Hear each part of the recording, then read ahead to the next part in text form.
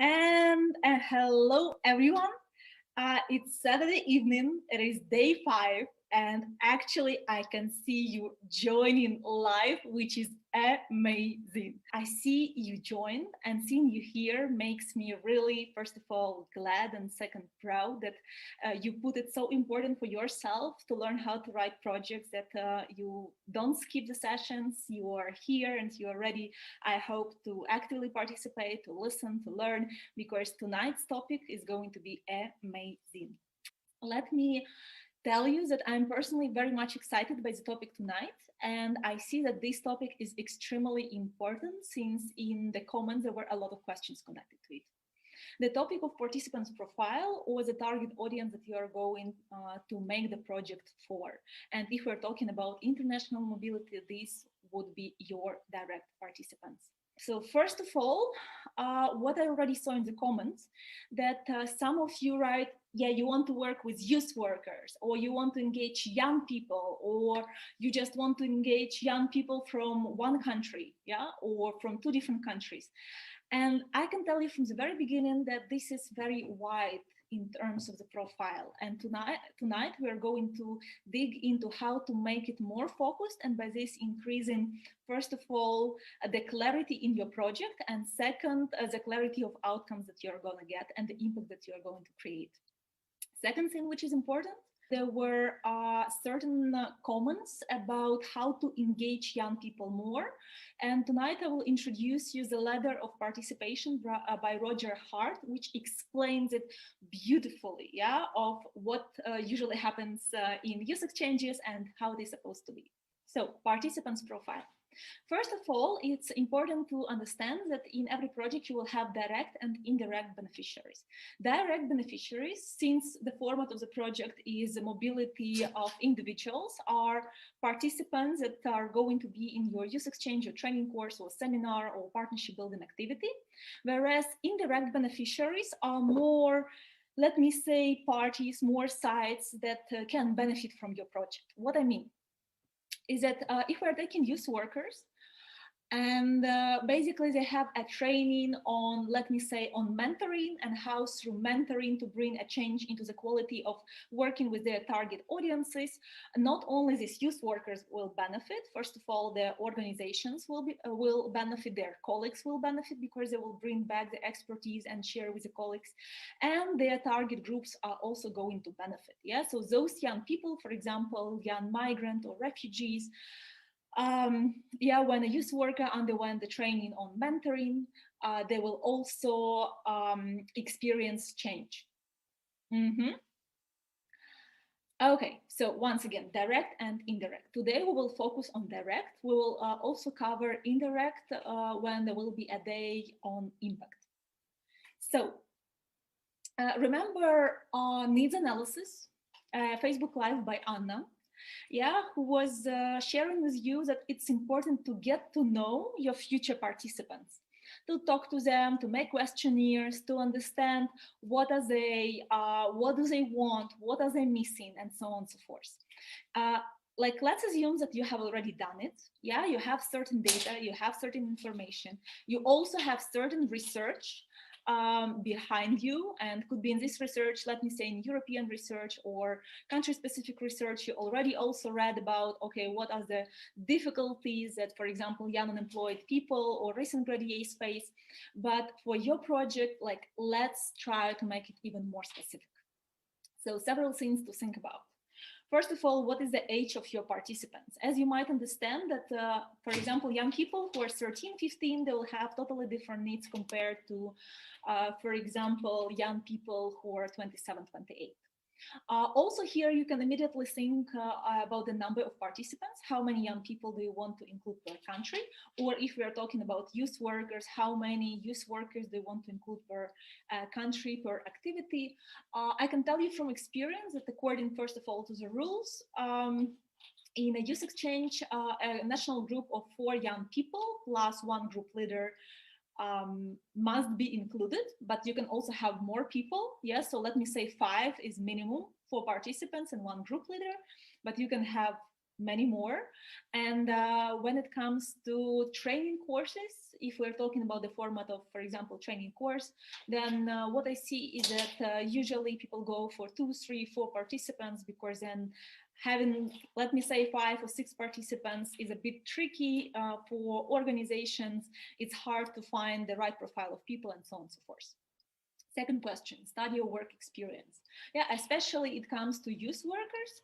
So basically, like, what is their work experience? Yeah, are they just starting, or are they super experienced, or what field they experienced in? Yeah, because once again, yeah, youth workers who work with, for example, migrants would be very different from youth workers who support volunteers in the organization. What are their fears? Yeah, what do they want to avoid? What are their needs and desires? What will make them happy? What will they gain if they become a part of your mobility? Yeah, so all these questions, and also if you ask these questions, they will bring some light, yeah, into what is important for them and what you should put into your mobility and into the program of your mobility. And once again, yeah, every project is built on needs and issues. And the last question is, do they face fewer opportunities? Those people who already participated in mobilities in Erasmus Plus, who have experience with writing projects, you all know that the program Erasmus Plus encourages including young people with fewer opportunities very much, but not all of you knows what exactly it means. And basically what it means is that there are certain categories of young people who might face more difficulties when it comes to learning and participating in mobilities. There are let me say there is a more detailed description in the guide, but more or less the categories are disabilities, and here we're talking about mental and physical and health problems, for example, some chronic disease, barriers linked to education and training systems. Very often organizations include need, yeah, young people neither in education, employment or training. Or for example, here you can find people who are early school dropouts, cultural differences very often when people migrate, yeah, migrants, refugees, then they have cultural differences. They also face linguistic adaptations problems, social barriers, for example, coming from a broken family or being an orphan, economic barriers, this is the dependence on welfare system or long-term unemployment, barriers linked to discrimination, discrimination based on age, on sex, on nationality or race, and geographical obstacles, basically people coming from remote areas, from rural areas, from islands and periphery, and so on and so forth. So guys, why it's important to include people with fewer opportunities? Yeah, I think the general term that stands for it, for fewer opportunities, means that yes, for them participation in such activities is let me say, more limited or more challenging, yeah, and our task is to support them and to ensure inclusion, diversity, and equality, yeah, that not only young people who are okay, they don't have any challenges, they can go and participate and exchange experience and travel all over Europe, no, so that also these young people have equal opportunities. And I can tell you that usually in the application form, including young people with fewer opportunities is rewarded by extra points. At least it was in the past, and I can totally imagine with inclusion and diversity being a new priority in the program, it will be also rewarded there. But here is a sin. You don't only include people, or you don't only write, hey, I will include young people like 30% or 50%, yeah? What is important is to make sure that you are ready to support them. For example, in Synergy Bulgaria, yeah, we don't make youth exchanges for young people with, for example, physical disabilities or mental disabilities. Why? We don't know how to work with them. Yeah, we don't have expertise within. And within organization, and that's why like we don't work with this group. But what I can tell you is that we work a lot with young people who have barriers linked to education and training system or economic barriers, yeah, because the topic of unemployment was there for a very, very long time. And then we are in the organization, we are coaches, we are trainers, We also actually now getting more and more people around who are connected to professional education on different forms of non-violent communication or psychology and so on and so forth. Yeah, and all those people can support. So basically in the application form, once you say that you include people with fewer opportunities, there definitely will be questions. How are you going to include them, and how are you going to support them? So be ready to cover that part as well. Okay, next thing is very much applicable to youth exchanges.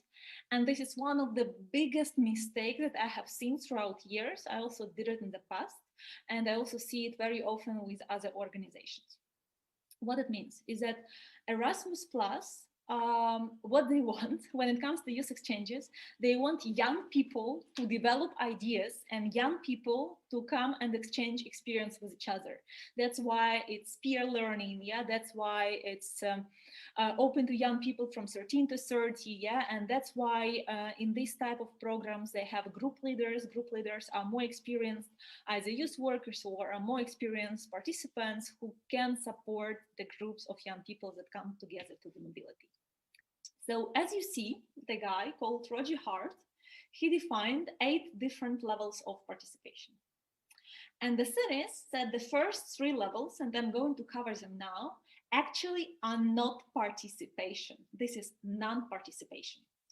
And these are the cases when young people are manipulated, when they are decoration, or when they are tokenized. Hiroko, Anna, thank you. What it means?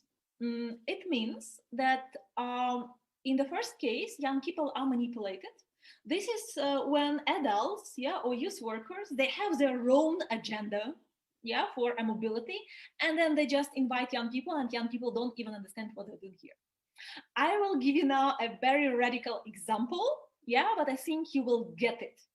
I heard in the past of cases when some youth workers wanted to cover their personal life events by organizing international mobilities.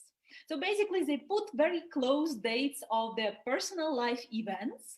Yeah, and then next day, participants came, and in this case, yeah, they rented already the venue. They covered some costs from European money and so on and so forth. So young people, yeah, they came for their mobility, but there was agenda behind. It's very radical, yeah. Like I heard about one case like this. But that's a very clear example, yeah, when young people who are invited to youth exchange, that's just a good excuse to reach something that actually adults or youth workers want. There is second stage, which is young people are decoration. Decoration when they are invited, because youth exchange says, okay, this is about young people coming together.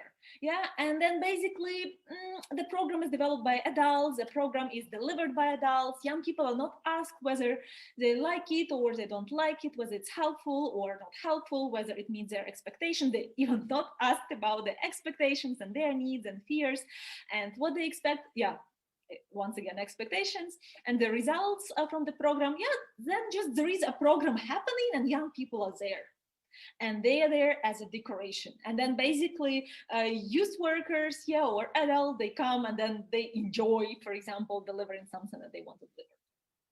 And then there is another layer, which is young people tokenized. Yeah, this is basically when they're asked something, they give their opinion, but it doesn't matter. Yeah, it's not heard. So guys, these first 3 stages, this is non-participation, yeah? And this is how I don't want you to build your projects. Yeah, I remember the question in the comments, but should we actually talk to young people? Can we just take the research? No, research is too wide. Research is not applicable to your participants fully. If you're taking the European research, yeah, you cannot apply it to the group of 30 people coming from 6 countries that are in your room. This is not enough. What I often see in youth exchanges is stages 4 and 5.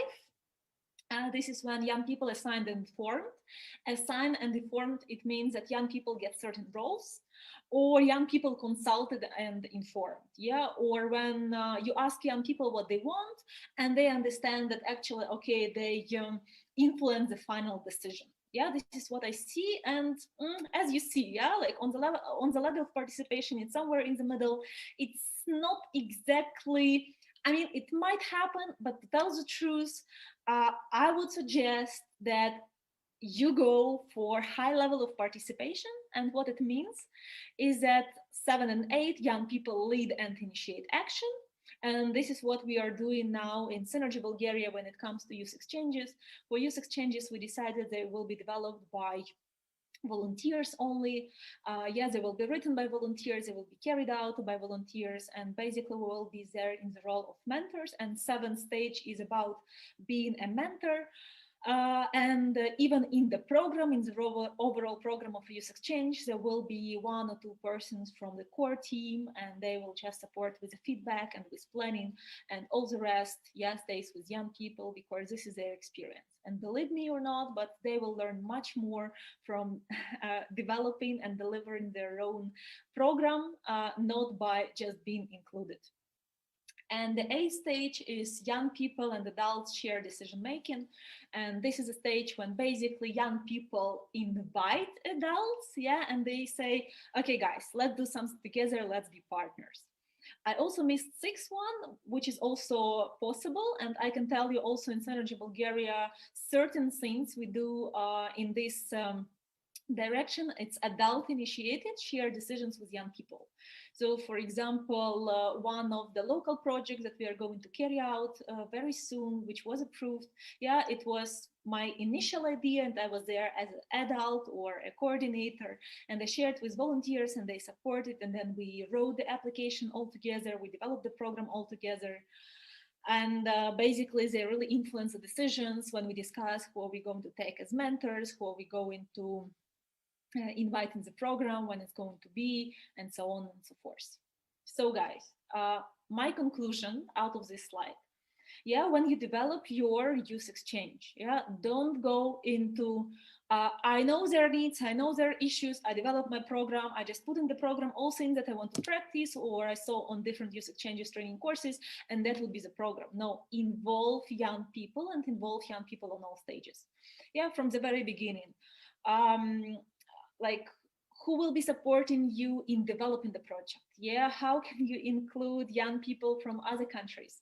Yeah, who do you already know around the organization in other European countries who will be very glad to be a part of your youth exchange? Yeah, how altogether you will be developing the program, and who will be delivering or what sessions, and so on and so forth. So include young people as much as possible, because first of all, this is the right thing to do, and second, this is also how your project will be approved or not approved.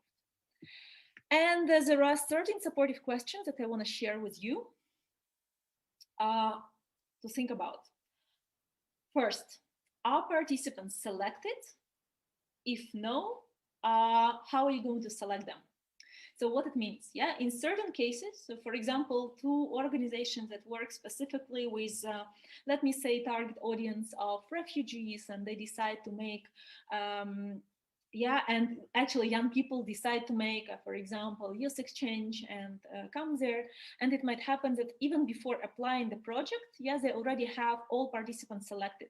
Yeah, they know all the groups, the group is full, and for example 8 people from one country, 8 people from another country, they are ready to wait for 6 months. Yes, they already have fixed days in their calendar, and in this case they just come when the project is approved. What happens very often is on the stage of project application, you have certain people who are already, let me say, selected or who initiated, and then there are other people that you need to look for and you need to select. And it's very important to describe how exactly you're going to select, what are the criteria, and basically how will you make this process transparent and equal for everyone and open for everyone. Second thing, what about gender balance? Like generally, I would say go for gender balance, go for 50-50 or 40-60. From my experience, girls are more active in this program, so most probably it will be 40-60. I also heard about certain cases when there was, for example, all female group. Yeah, but that's the only case I heard. And of course, it was very much justified in the application form. Okay, another important question. And I can tell you that this question was added in the new program to a new application form. So you'll need to think about it. How are you going to reach young people with fewer opportunities? That's an interesting question because look, if you make a project for young people who is your direct target audience, then this is easy. Yeah, you know them, you work with them every day, they're in your newsletters, they like your Facebook page, they're around. Yeah, you can easily reach them. And for example, for Synergy Bulgaria, on the local level, we work a lot with young people with a foreign background, with foreigners, and basically migrants and those people who usually face some cultural difficulties or linguistic adaptation difficulties. And for us, of course, to make a user change on inclusion is very easy, yeah, because we're in touch with these people. Yeah, but what might happen is that, let me say, if we said we want to include young people from rural areas and from remote areas, we are from the capital, it's not so easy. In this case, could be we need to partner with some organizations that are located in smaller places so that they can help us promote the project. You see the difference? So it's really important to think, okay, how are we going to reach? Because it's nice to include, for example, young people with social difficulties or orphans, yeah, but do you have them around you? Is it easy for you to find them? Will you be able to find them for your project? That's another question. And the last question is, how are you going to support them on all stages? On all stages means on preparation, implementation, and follow-up. So for example, you're going to have a psychologist or mediator during the program. Or for example, you're going to arrange a venue with accessibility for wheelchair. And in this case, you can include young people with physical obstacles. Or for example, I was interviewing with Anna Joanna from Portugal, from Azores Islands. And young people on Azores, they face geographical difficulties because they're very, very far. Yeah, like the island is like closer to Morocco and in the ocean. And then basically what they do as an organization, they buy tickets for young people in advance. Yeah, because spending, for example, 700 euros on tickets when you're 18 years old and when you depend on your parents' salaries, and sometimes salaries are not so big, yeah, that could be an obstacle. So they were supporting in their organization these young people in this way. The last thing from my side for today is that I digged into our previous projects. I took one and I want to summarize everything that I was saying by a life example from a training course called Resilient, which I wrote with one of my volunteers. Now she's ex-volunteer from Spain, but she stayed in Sofia, so we are very much in touch. And yeah, that would be a very now direct example of how to use everything that I was saying on the slides. So in Resilient Training course, yeah, participants are active youth workers from 7 partner countries: Bulgaria, Czech Republic, Greece, Italy, Spain, Germany, and Croatia, with diverse backgrounds and experience. By the way, for people per country.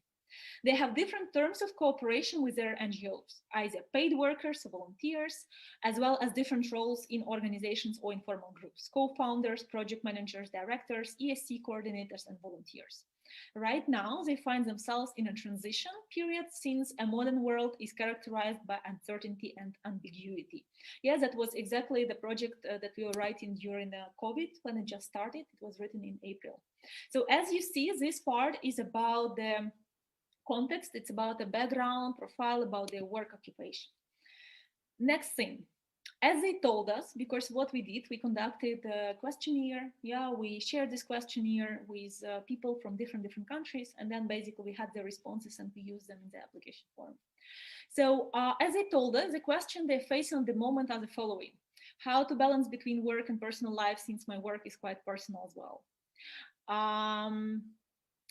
How are the young people we support and how can we support them going forward? What will I do if the nonprofit organization I'm working for will not be able to financially support me anymore? Do I want to continue youth work or let it be? How to combine professional life and just life? Am I the following path in my life, or should I make some changes in the nearest future? And there were certain questions very much connected to the situation itself. Yeah, like, will I be able to work further? You already heard about finances and so on and so forth. So basically, these are the questions in their head. Yeah, these are the issues that they're facing. Then we also say that participants are partially selected, and it's 40% of the group, and the rest of the group will be chosen by partner organizations based on the received application forms and personal interviews. And then we say criteria are the following: active engagement in youth work, high motivation to participate, commitment to active participation on all stages of project development and implementation. For example, to record testimonials, hold follow-up mastermind group meetings, etc. Readiness to comply with the values of tolerance, solidarity, and diversity, intermediate level of English, and participants with fewer opportunities are in priority. We also said that there is no age limit, and in training courses there is no age limit, and all participants will be 18 plus. And we intend to include at least 40% of people with fewer opportunities who run a higher risk of losing a job or face long-term unemployment. And then we give 4 categories and justify why. So guys, so once again, what points I want to highlight here? Yeah, we talk about the background and what they do. We talk about what they learn from the interviews and what are their needs and what are their questions and what are their pains.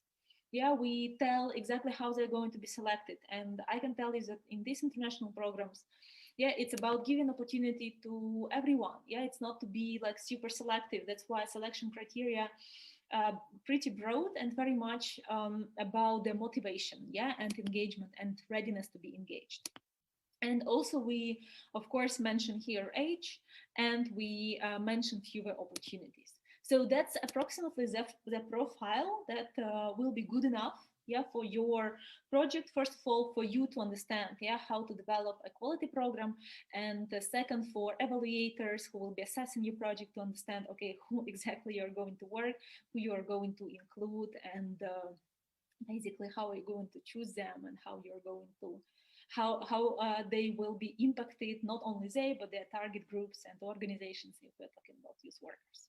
So the homework for you would be to define your target audience, who you're going to work with, and decide on fewer opportunities.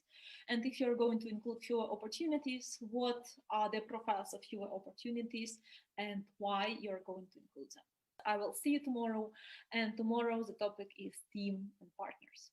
So for now, till tomorrow, enjoy the evening. See you. Ciao, ciao.